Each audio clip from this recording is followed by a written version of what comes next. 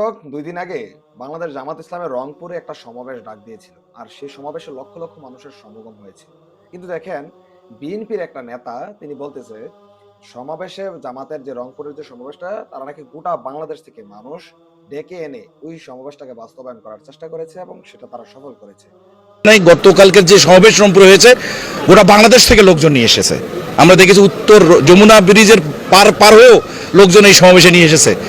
জামাত প্রমাণ করে দিতে চাইছিল যে রংপুর এই অঞ্চলের মানুষ সমাবেশটাকে দিয়ে তারা একটা নীল নকশা ষড়যন্ত্র করতে চাচ্ছে।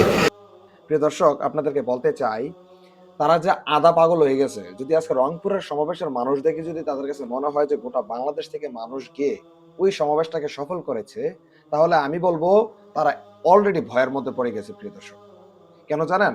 কারণ আপনারা সবাই অবগত আছেন, তার পরের দিনই কিন্তু আমিরে জামাত ফেনী কুমিল্লা হয়ে তিনি চট্টগ্রাম অঞ্চলে আসছিলেন। তো সেই সুবাদে যখন তিনি কুমিল্লা আলেখার চর এসে উপস্থাপন করেছিলেন, কথা বলেছিলেন, ওই সময় কিন্তু ফেনী থেকে লোকটা এসে কিন্তু আলেখার চরে উপস্থিত হয় নাই। আবার আলেখার চরের লোকটা কিন্তু সেদিন আবার ফেনীও যায় নাই।